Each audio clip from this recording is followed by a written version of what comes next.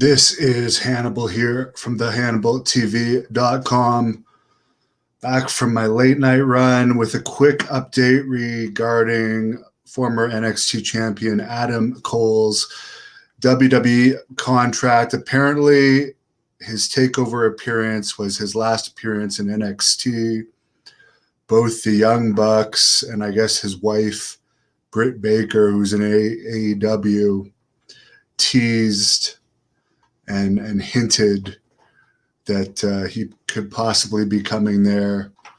However, it was reported a few weeks ago that WWE may have been willing to pay him as much as $1 million a year to stay there. So who knows what will happen, but he's apparently done with NXT and will be moving up to Raw or SmackDown after tonight. But since his contract had expired and supposedly this Seaman Canyon guy, who was a former WWE talent relations, was actually allegedly released because he allowed Cole's contract to expire while he was still in active angles.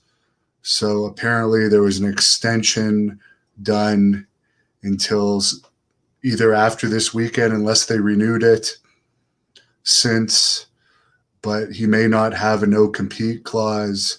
So if he is done with NXT, he could appear in AEW as soon as Wednesday's Dynamite taping, and they seem to be scooping up a lot of WWE guys. However, the difference with Adam Cole is WWE still wants him for whatever reason.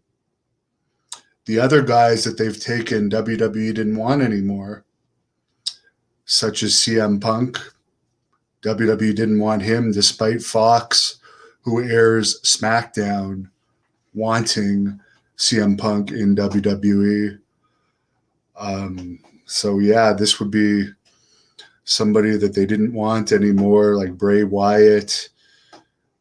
Supposedly they're very interested in him, and WWE released him. That 2.0 team they recently signed, WWE had released them. So Adam Cole is someone that they actually wanted. So it'd be interesting to see if AEW scoops him up. I have some pretty cool Great North Wrestling news. This coming Saturday has 2 tapings at 3 p.m. and 7 p.m. in Kingston, Ontario, the Cataraqui Arena. Some of the matches on these tapings are going to be aired by Pro Wrestling Noah, one of the top Japanese wrestling companies that Rene Dupree, he's a 2-time WWE Tag Team Champion and former Noah Tag Team Champion last year. He's still under contract to Noah, but some of the matches are going to be aired by Noah. Mike Bailey is wrestling on these cards too. WWE prospect, also has wrestled in Japan. Tickets are on sale at ticketweb.ca. Piper wants to say hi and good night or good morning to everyone. Brian thinks Adam Cole is shit. What about says yo? T. Kennel says $1 million a year for a grocery store stock boy body. Seaman, yes, his name, the guy that got fired, his name was Seaman. He was a former involved in the tennis industry, so somehow that qualified him to be in charge of hiring WWE development talent, and he did a pretty crappy job overall. There hasn't been any new stars really made in a long time. At NXT, where the development talent goes, is doing lower ratings than ever. So now they're going in a different direction, as I reported earlier. They want to hire people with no wrestling experience that either look like real athletes, pretty much the opposite of the Kevin Owenses of the world. So that's a good thing, but no wrestling experience. Well, why doesn't the NHL hire people with no hockey experience and the NFL start hiring people with no football experience? That makes a lot of sense. I mean, I had 2 CFL tryouts, and they told me, go get a year experience, and then we'll take another look at you, because they were interested in me. But I didn't want to do it. I just wanted to try out for the fun of it.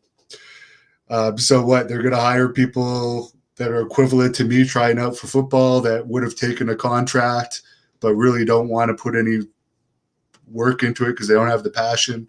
Let's see how that works out for them. Nick, yeah, it is a shame about the Ventura interview. Hopefully I'll get in contact with him myself, whoever claimed to be representing him. I don't like people that are shady, and that guy was very shady. DG says AEW seems to be getting oversaturated. They're hiring a lot of wrestlers for a company that doesn't do house shows. I don't even know if they've done 5 house shows yet. And they have 1 2-hour show, and I don't know. I think Rampage is 1 hour, but I could be wrong. I haven't seen it. Bobby Fulton was very critical of Rampage. I'm not. I think it was cool to see the United Center packed, and I'm happy CM Punk got a good reaction. He got his moment. By the way, Drew McIntyre, I've seen his finishing move, which is so obviously a leg slap. It absolutely disgusts me.